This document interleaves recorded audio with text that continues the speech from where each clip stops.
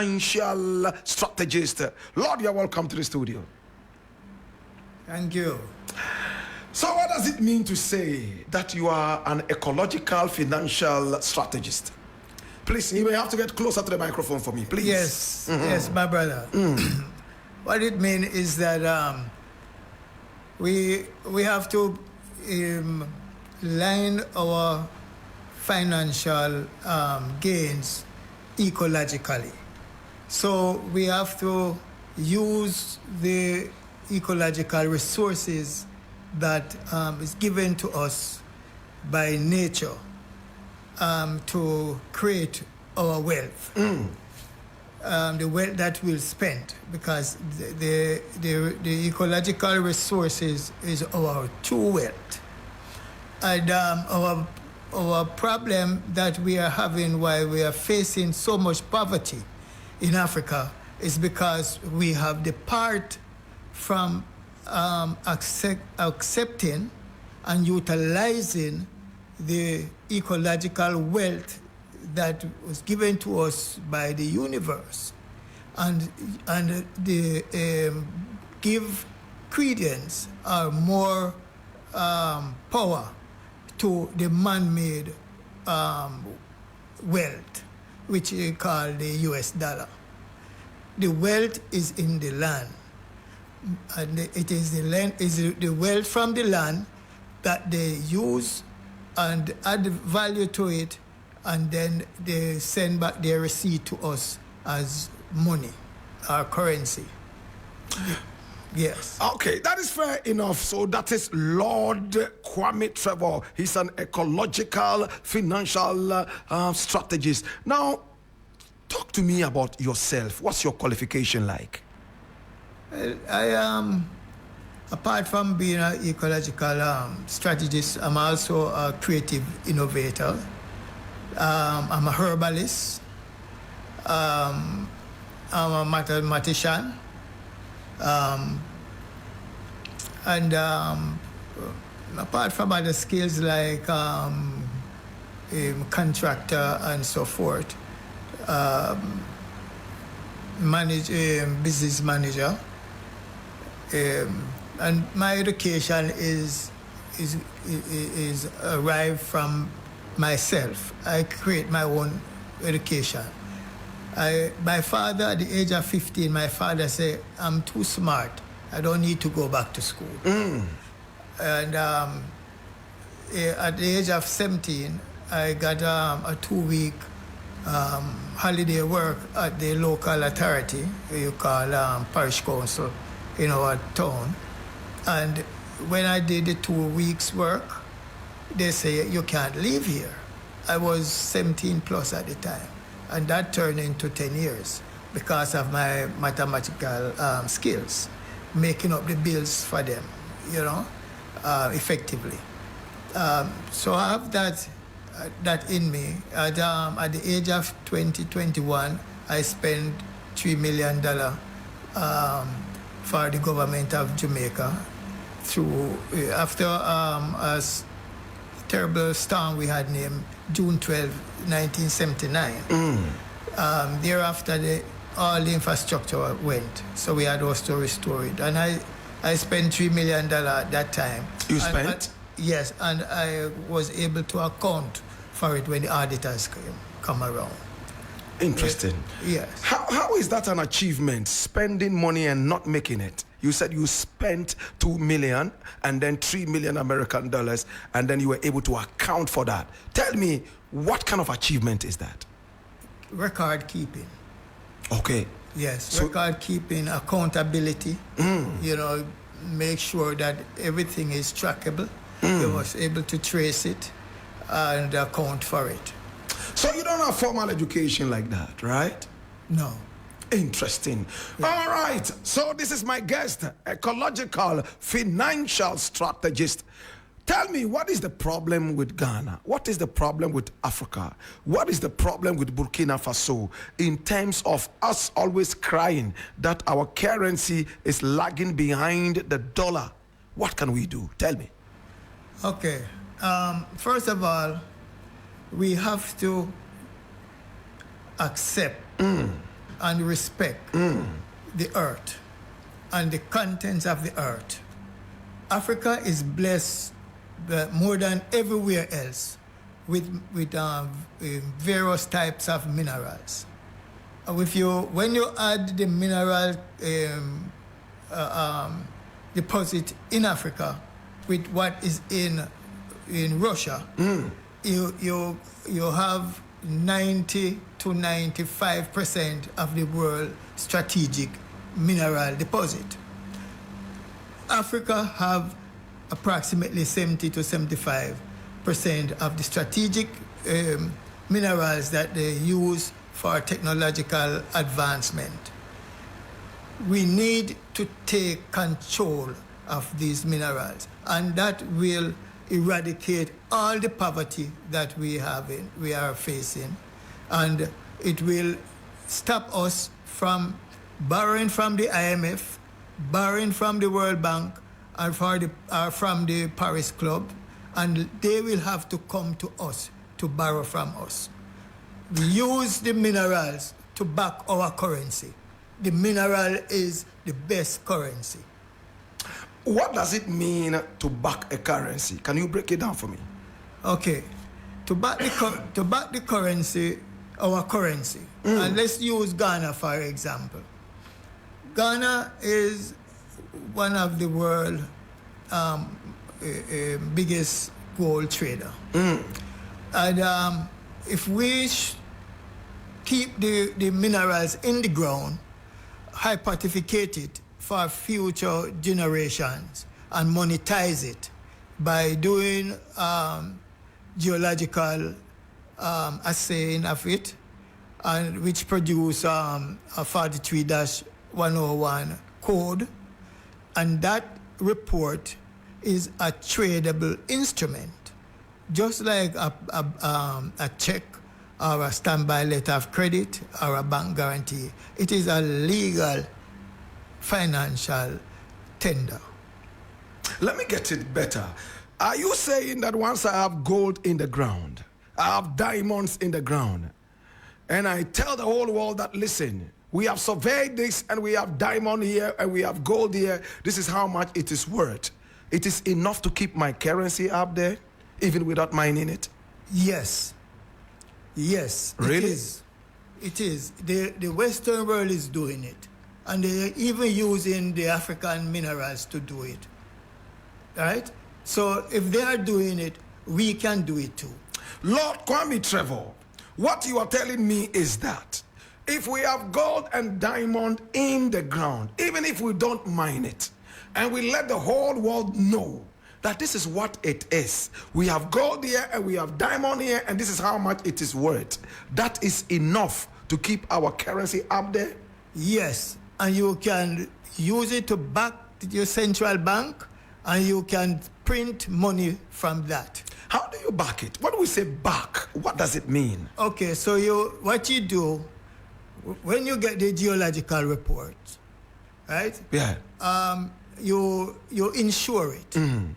Or you can put it into a bond. You don't have to, but you can create it as a bond. Each claim for the report will be per claim, per like every 25 square kilometer or so much. And the legal distance that you can assay it down is 500 feet. From surface down 500 feet. And you value that. Okay, now you move that into, if you have a bank, you can put it on your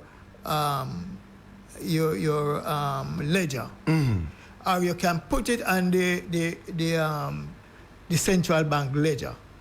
You put it on the central bank what you call off ledger. And you only bring what you want to print value in money now.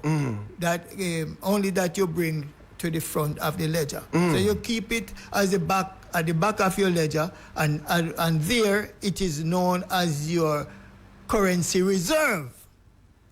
So you do not have to wait until you get small US dollars to pinch and say that is your reserve. No, The currency, the value of your currency in the ground, your minerals is your currency, right? It is your reserve. And you print your money based on the volume of that reserve. So if you say, for example, you have $100 billion worth of mineral assayed, and you have that at the central bank, right? $100 billion. At the central bank, not in the ground anymore. No, in the central bank. Right. So that means in this case you have to mine it, right? No, you hypothecate it. So it's the document you have. Let me give you an example. When they do their exploration for oil, and they find the oil, commercial or industrial value, they value it, okay, and put a value to it. Right. And they trade that value and use part of that proceeds to mine the oil. But you don't have to mine the oil. You can just use that document and raise funds to do your other projects, infrastructural projects, your agricultural projects, whatever, social projects. And you do enough projects, for example, you do agricultural project, agro-business project, and so. And the returns from those projects, you use it to offset the funding that you have extended. And you still have your resources. You do not have to move the resources. Even when you take it out the ground, for example, you have $10 million worth of gold that you took out of the ground. You don't have to sell the gold. Even when you have add value to it and make it become jewelry, you don't have to sell it wholesale. We talk about tourism in Ghana. The tourism thing need a facelift, right? I personally is one of the pioneers of community tourism in Jamaica, along with Diana McIntyre Pike and Barry Bonito. And some of the things that we did to add value to tourism is to add value to the product, the community, the cultural products, right? Right now, I don't want to stray from the argument that we're talking about. I think I am dumb because I'm not understanding what you are trying to teach me. Yes. If I have gold and diamond in the ground, yes, and I'm able to value it and say, well, this one is valued like this. Yeah. And you said it is enough to keep my currency up there. Now, China mines a lot of gold. Yeah. China has some oil. The UAE has a lot of oil. Saudi Arabia has a lot of oil. Why are their currencies not up there? Well, they have an arrangement. Well, the Arabs have an arrangement with the U.S. They have an arrangement with them. Including the Chinese?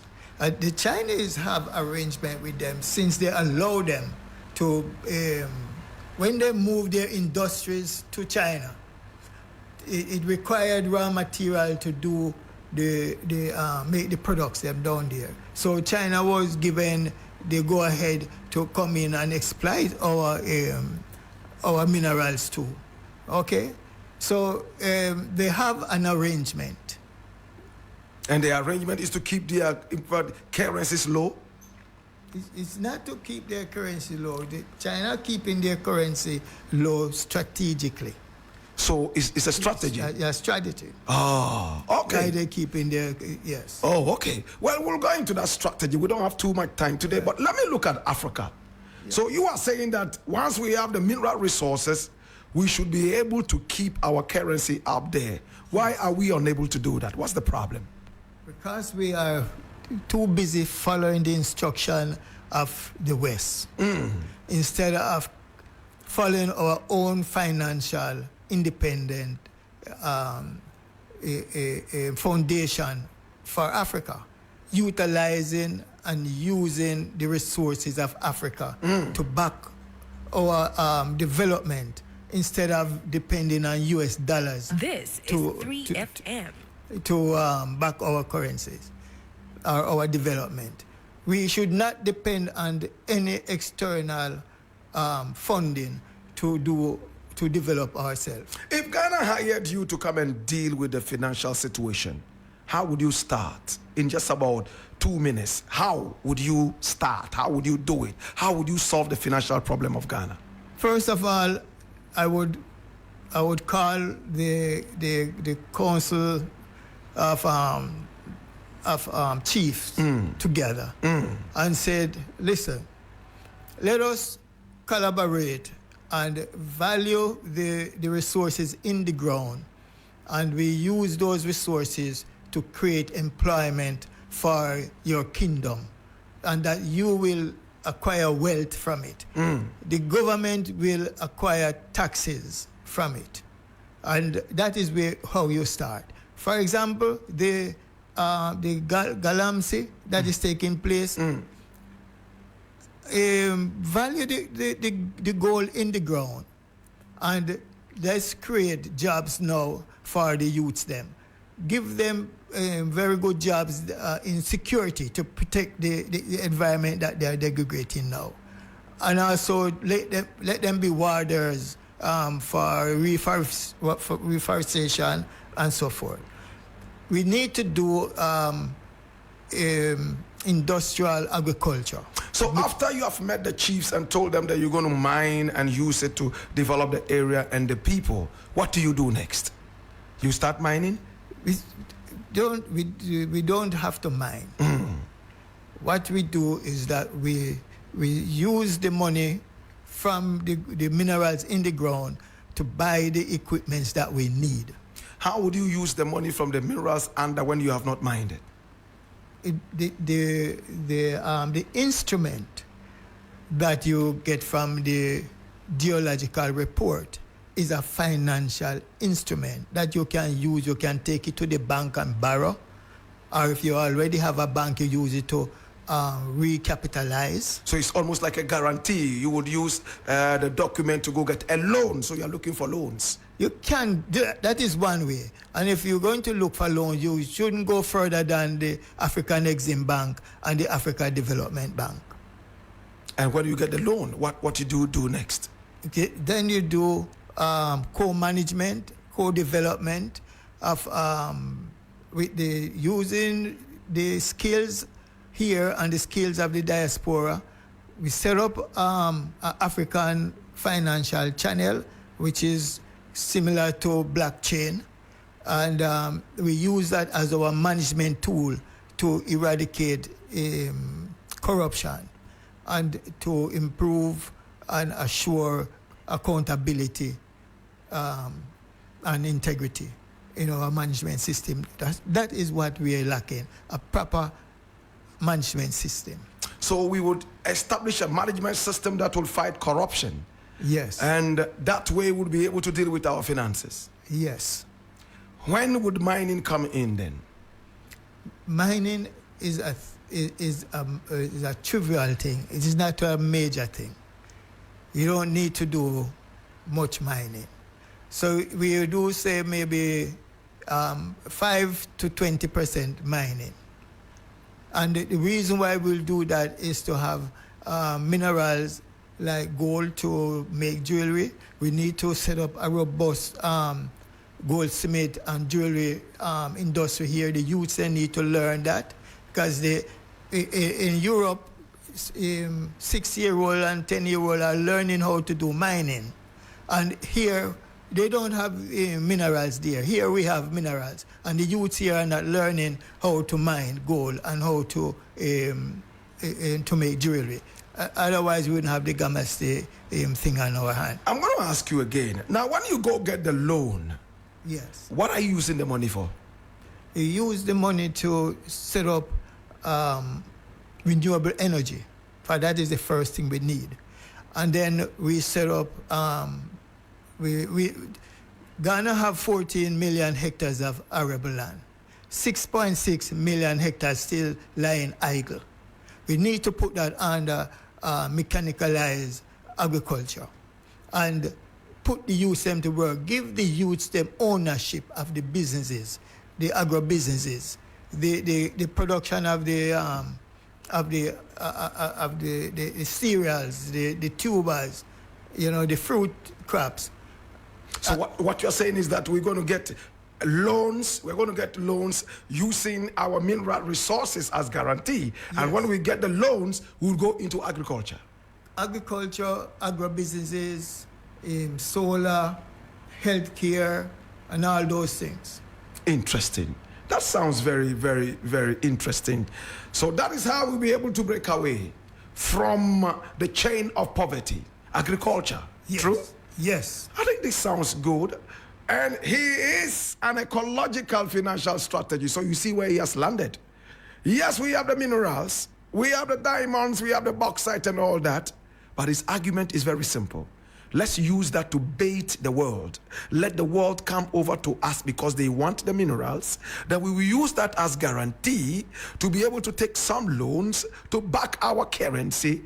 And then we try to fight what is called corruption. With the money that we have, we hit the road ecologically, dealing with agriculture. And that will save us. We don't necessarily have to mine until it comes to a default point, which we will be able to avoid using the anti-corruption rules. So you see, it's a whole beautiful cycle. Did I represent you right? Definitely, my brother. I want to thank you so much for coming on the show. If you have any final words you want to give out to the whole of Africa, listening to you right now, Burkina Faso, Ghana, please go ahead.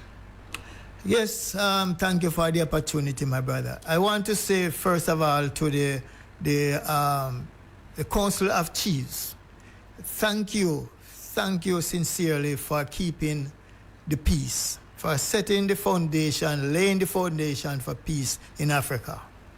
And I want to say a very, very loud shout out to our brother Ibrahim Traoré for the bold step he had taken with the political aspect of our lives, taking it in control.